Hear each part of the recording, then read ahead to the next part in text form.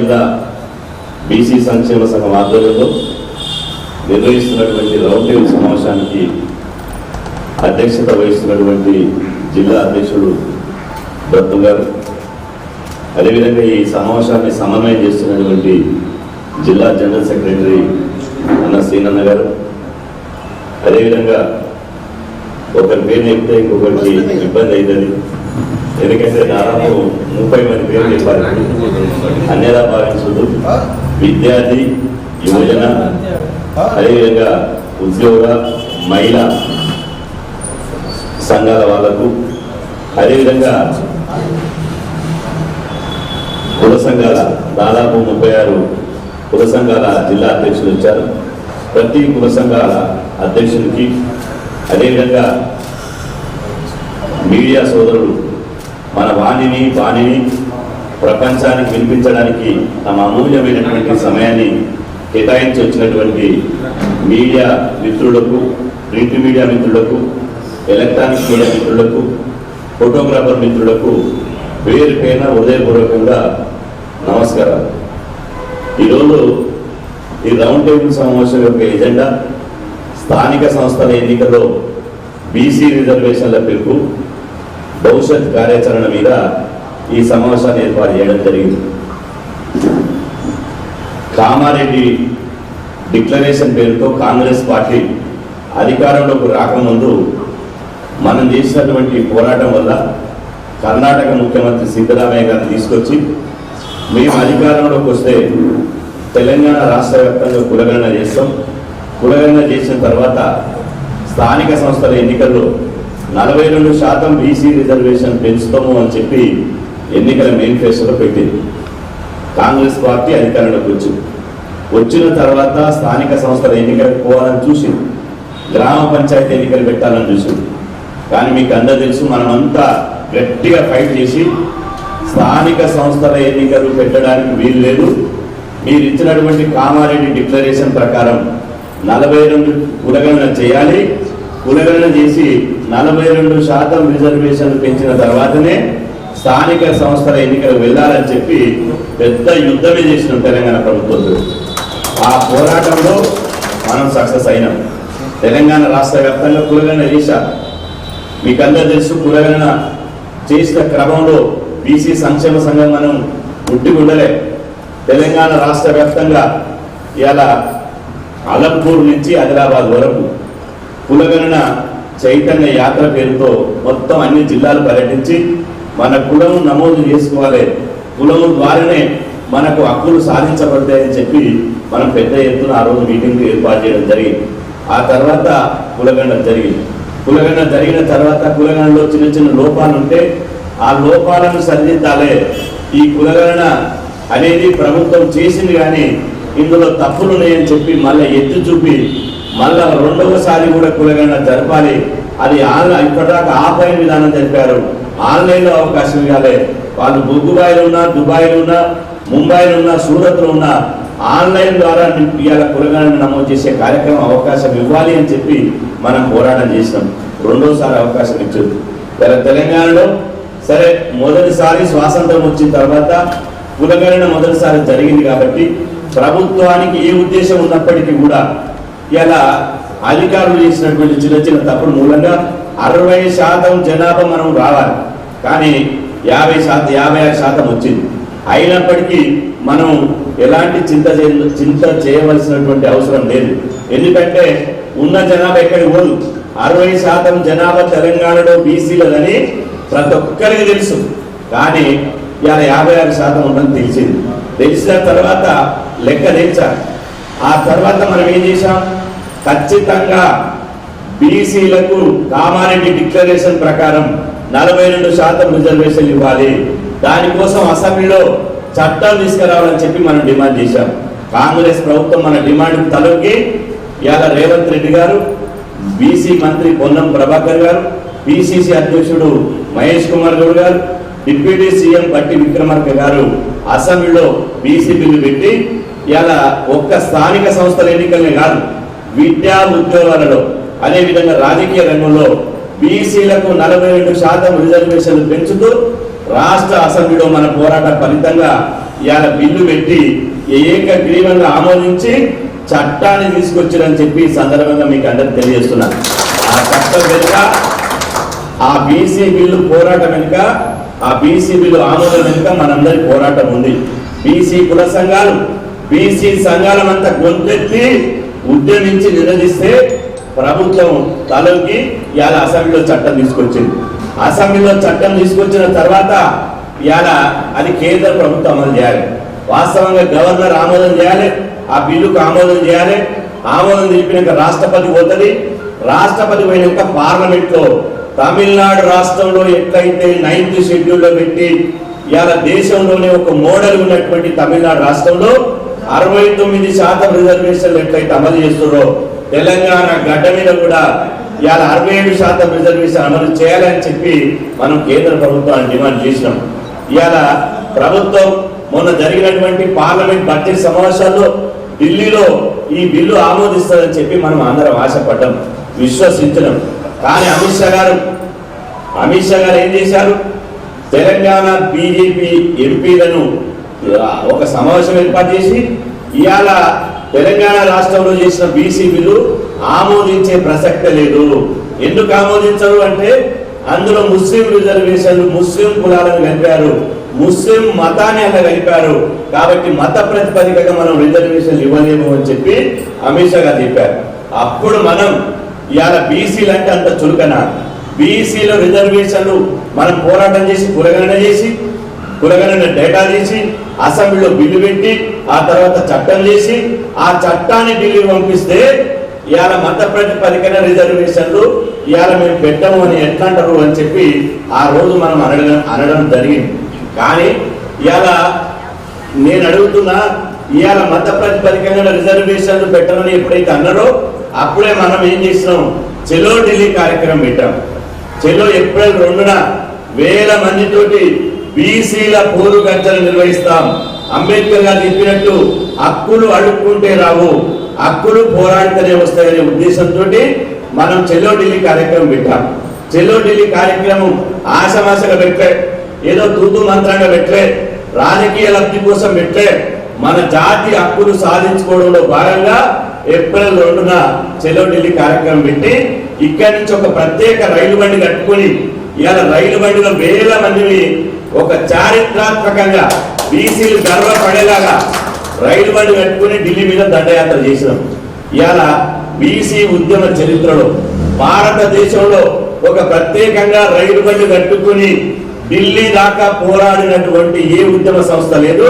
కేవలం అది మనం మాత్రమే చేసామనే విషయాన్ని మర్చిపోద్దని చెప్పి సందర్భంగా తెలియజేస్తున్నా.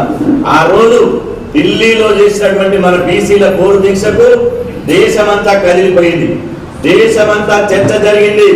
ఎందుకు తెలంగాణ నుంచి ఇవాళ 1000 మంది ఢిల్లీకి వచ్చారు, ఢిల్లీ కేంద్రంగా 1000 మంది ఎందుకు గర్జిస్తున్నారు అని చెప్పి ఇవాళ ఆ రోజు ఢిల్లీలో ఒక చారిత్రాత్మకంగా ధర్నా జరిగింది. పార్లమెంట్ అక్కడ నడుస్తుంది. పార్లమెంట్ లో ఒకవైపు ఒక్కోటి బిల్లు వచ్చింది.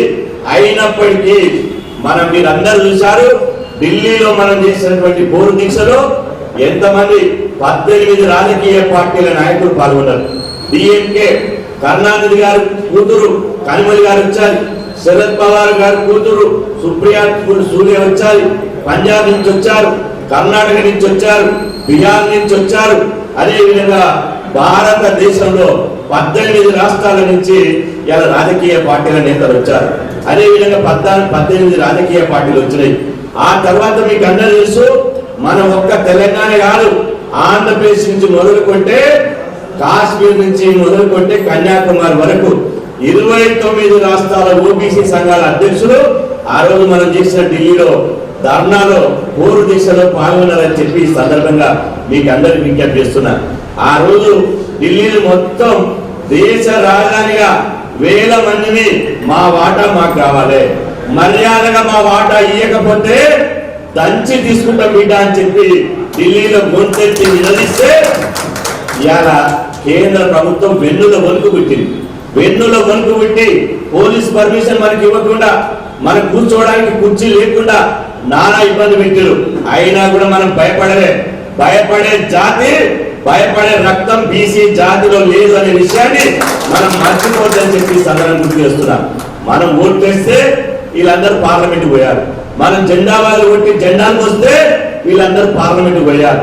పార్లమెంట్ పోయిన తర్వాత సన్నాయి నొప్పుతున్నారు.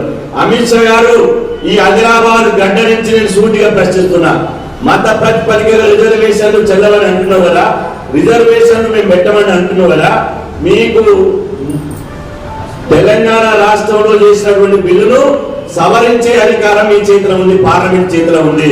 మీరు సవరించి బీసీలకే, కేవలం బీసీలకే రిజర్వేషన్లు ఇచ్చేటువంటి అధికారం మీ చేతిలో ఉంది. మరి ఎందుకు ఇస్తారు? ఆ సవరించి ఇవ్వచ్చు కదా. నేను అంటున్నా ఇవాళ ఓన్లీ ఈ బీసీ బిల్లులే ముస్లిం రిజర్వేషన్ నేను అంటున్నా కదా. ఒక్కడే సూచిగా ప్రశ్నిస్తున్నా, కేంద్ర ప్రభుత్వ జాబితాలో 2536 కులాలు ఉంటే అందులో ముస్లిం కులాలు కూడా ఉన్నాయి. మరి కేంద్ర ప్రభుత్వం ఎందుకు రిజర్వేషన్ కల్పిస్తుంది?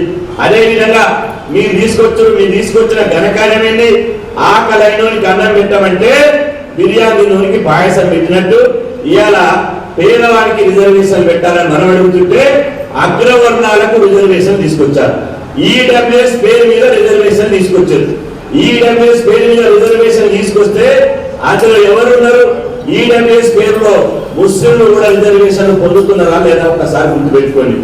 ఎవరైతే మహమ్మదులు ఉన్నారో, ఎవరైతే ముస్లింలోని అగ్రకులాలు ఉన్నారో మరి ఈడబ్ల్యూఎస్ లో రిజర్వేషన్ పొందుతున్నారు కదా.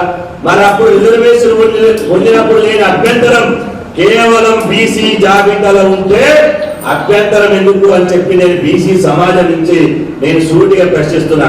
ఇంతెందుకు, పక్కన ఆంధ్రప్రదేశ్ రాష్ట్రం ఉంది. ఆంధ్రప్రదేశ్ రాష్ట్రంలో ఏ ప్రభుత్వం ఉంది? ఆంధ్రప్రదేశ్ రాష్ట్రంలో ఎన్డీఏ ప్రభుత్వం ఉంది. తెలుగుదేశం, జనసేన, బీజేపీ కలిసి అక్కడ రాష్ట్ర ప్రభుత్వాన్ని ఇవాళ ఆంధ్రప్రదేశ్ లో పరిపాలిస్తున్నారు. మరి అక్కడ 4% రిజర్వేషన్ ముస్లింలకు ఎందుకు అమలు చేస్తున్నారని అంటున్నా.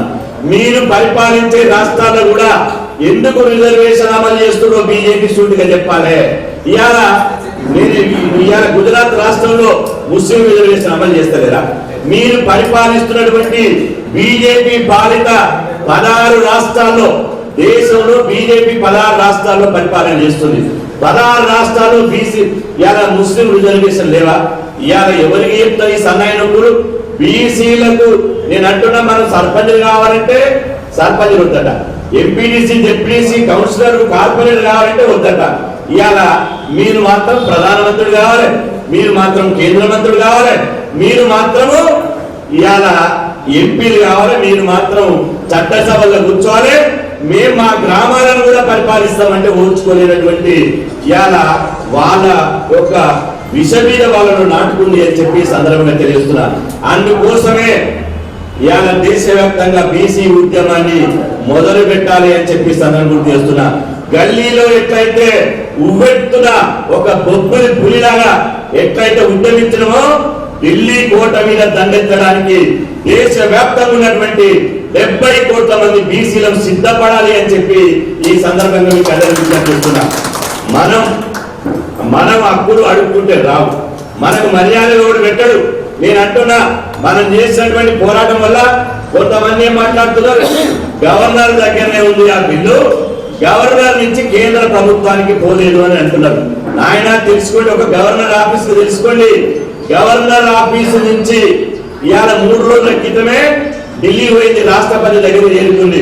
గల్లీ నుంచి బీసీ బిల్లు ఢిల్లీ పోయింది. మరి ఢిల్లీలో ఉన్నటువంటి బిల్లు మీద పోరాటం చేద్దామా, లేకపోతే గల్లీలో ఉన్నటువంటి పోయినటువంటి బిల్లు మీద పోరాటం చేద్దామా?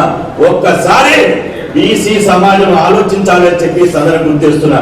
స్వార్థపరమైనటువంటి బీసీ నాయకులు ఉంటారు, వాళ్ళ స్వార్థం ఏది, వాళ్ళకు పార్టీ ప్రయోజనాలు ఉంటాయి, అదేవిధంగా రాజకీయ ప్రయోజనాలు ఉంటాయి, వాళ్ళకు బీసీల ప్రయోజనాలు తప్ప బీసీ కార్డు పేరుతోటి పదవించుకోవడం, బీసీ కార్డు పేరుతోటి ఆ పార్టీలను లబ్ధి పొందడం, స్వప్రయోజనాల కోసం పాటుపడమే తప్ప ఈ జాతికి ఎట్లా న్యాయం జరగాలో ఆలోచించేటువంటి సమాజం లేదు. మనం ఏం చేయాలి? దున్నపోతు మంచిగా హాయిగా లేని అంటే లేస్తారా? దున్నపోతు లేస్తా హాయిగా ఉండంటే దున్నపోతు లేస్తారా? నోరు ఉన్నాయా మీకు? ఉన్నాయా? దున్నపోతును ముళ్ళు గంట తీసుకొని కుచ్చిత లేస్తారు. లేవరు మనుషులు పండుకున్న అంటే లేవరు. ఏది అయినా మనకు అన్యాయం జరిగినప్పుడు తిరుగుబాటు చేయాలి. తిరుగుబాటు చేయకపోతే మనని ఎవ్వరు కూడా ఇవాళ దేకే పరిస్థితి ఉండదు. ఇవాళ నేను అంటున్నా, నిన్న తమిళనాడు రాష్ట్రంలో ఆంధ్రప్రదేశ్ తమిళనాడు ప్రభుత్వం ఏం చేసింది, గవర్నరు బిల్లును బీసీ ఎస్సీ ఎస్టీ బిల్లులను ఆమోదిస్తలేడు కాబట్టి ఆమోదించాలి అని చెప్పి తమిళనాడు ప్రభుత్వం సుప్రీంకోర్టు పోయింది.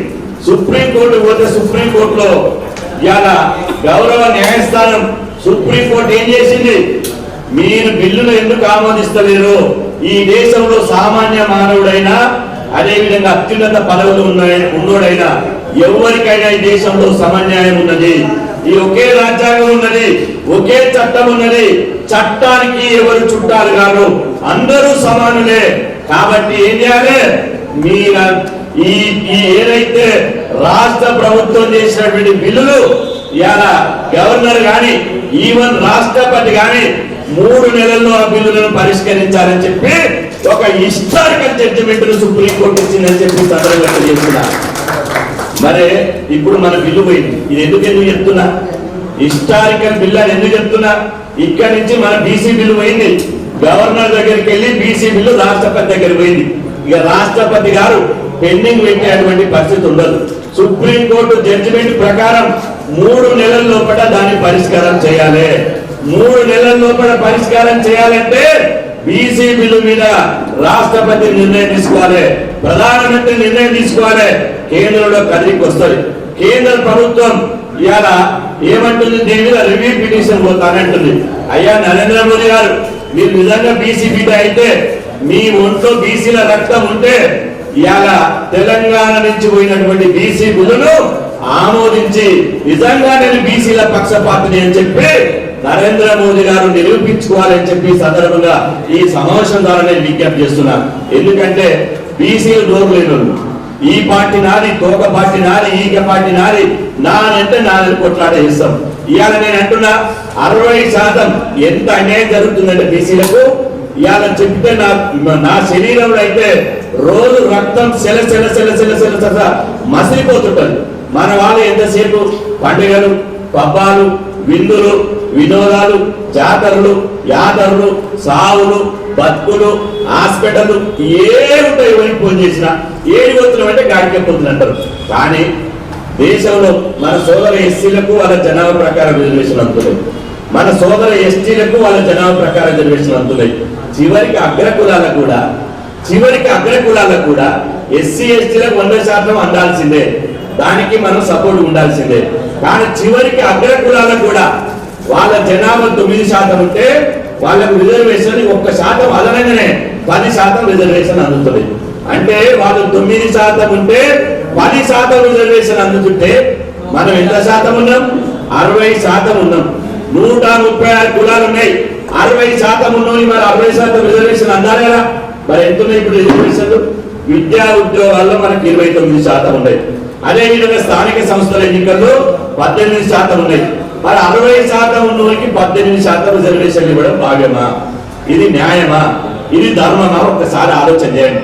నా మంగళ సోదరునికి ఎంతసేపు కటింగ్ చేసుకోవడమే ఉండాలా, ఇలా పురువృత్తి చేసుకుని ఉండాలా, మా రజక సోదరుడు బట్టలు ఉత్తుకుంటూనే ఉండాలా, మా విశ్వబ్రాహ్మణ సోదరుడు ఇలా మంచాలు చేసుకుంటా, కంచాలు చేసుకుంటా, అదేవిధంగా ఇంటి తలుపులు చేసుకుంటూ ఉండాలా, అదేవిధంగా మా ముందు కాదు సోదరులు వ్యవసాయం చేసుకుంటూనే ఉండాలా, గొర్రెల సోదరులు గొర్రెలు కాసుకుంటూనే ఉండాలా, పెరిక సోదరులు వాళ్ళ వృత్తి చేసుకుంటూ ఉండాలా.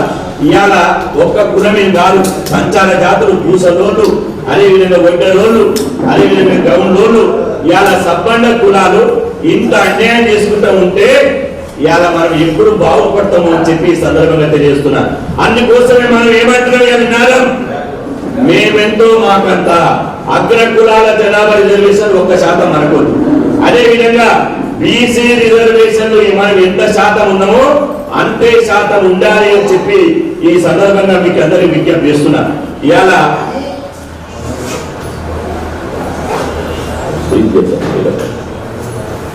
ఈ రోజు ఒకసారి ఆలోచన చేయండి, త్వరలోనే జాతీయ ప్లీనరీ ఏర్పాటు చేయబోతున్నాం హైదరాబాద్ లో. ఈ మే మొదటి వారంలో జాతీయ ప్లీనరీ హైదరాబాద్ లో జాతీయ పీనరీ ఏర్పాటు చేయబోతున్నాం.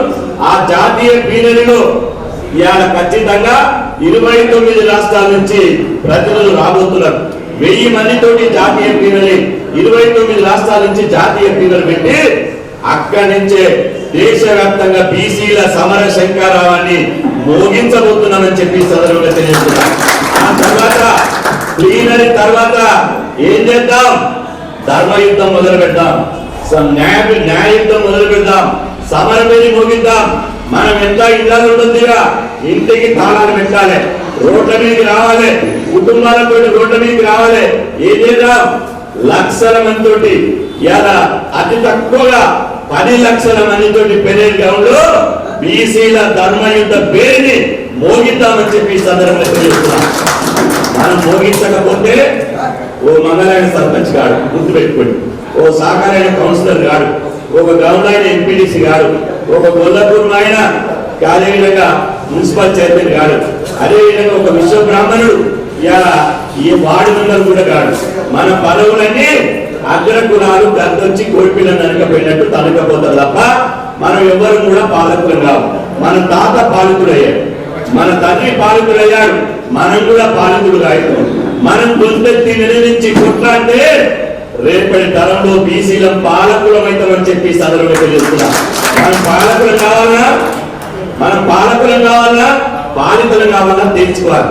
తెలుసుకోకపోతే మాత్రం ఏమనుకుంటారు తెలుసా? బయట సమాజం ఏమనుకుంటారు? ఈ ఎన్టీబీసీలందరూ వీళ్ళకి తెలివి లేదు, వీళ్ళకి సోయి లేదు, వీళ్ళకి రిజర్వేషన్ తగ్గించిన మనదిన్న పాములు ఉంటారు. వీళ్ళని మొత్తం ముఖ్యమంత్రి పీఠం లేకున్నా సైలెంట్ ఉంటారు. వీళ్ళకి ఎంపీ పదవి లేకున్నా, ఎమ్మెల్యే పదవి లేకున్నా, మంత్రి పదవి లేకున్నా వీళ్ళు ఇట్లనే ఉంటారు అనుకుంటున్నారు. విటామిన్ చెప్తున్నాం, మా వాటా మర్యాదగా ఇవ్వకపోతే దంచి తీసుకునే బాధ్యత మనం తీసుకున్నామని చెప్పి సందర్భం గుర్తు చేస్తున్నా. ఇవాళ రెండోడు మీటింగ్ వెళ్తే నేను రాత్రి చెప్పినా కదా, వాళ్ళు మీసాలు దువ్వి తొడలు కొట్టి ఏం చేసి సవాల్ చేస్తారు. రెడ్డోడా గుడ్డోడా కాదు, రెడ్డోడా గుడ్డోడా కాదు, రెడ్డోడా కాదని చూసుకోవాలి. మనం వేసుకోవాలి. ప్రధానమంత్రి పీఠం నుంచి ముఖ్యమంత్రి పీఠం మీద కూర్చోవాలని వాళ్ళు సవాల్ చేస్తుంటే మనోళ్ళు అన్న ఆసరా పింఛన్ వస్తలేదు, మాకు ఆసరా పింఛన్ ఇప్పిస్తావా అన్న, ఇందులో మీకు వస్తలేదు, మాకు సన్న బియ్యం వస్తలేదు, మాకు ఈ సబ్సిడీ స్కాలర్షిప్లు వస్తలేవు అని కాదు మనం ఉన్నాం. అందుకోసం మనం పిలిపోయింది బీసీ సంఘాల పిలుపు, ఒకరే పిలుపు, రాయితీలతో రాజీ పడేది లేదు, రాజ్యాధికారమే అంతిమ లక్ష్యంగా ముందుకు సాగాలి అని చెప్పి ఈ సందర్భంగా తెలియజేస్తున్నా. విజయవంతం చేసినటువంటి మీ అందరికీ విలువైన సమయాన్ని కేటాయించినటువంటి గౌరవ పాత్రికేయ సోదరులకు, ప్రింట్ అండ్ ఎలక్ట్రానిక్ మీడియా మిత్రులందరికీ పేరు పైన ప్రత్యేకంగా ధన్యవాదాలు సెలవు తీసుకున్నాను. జై బీసీ, జై బీసీ, బీసీ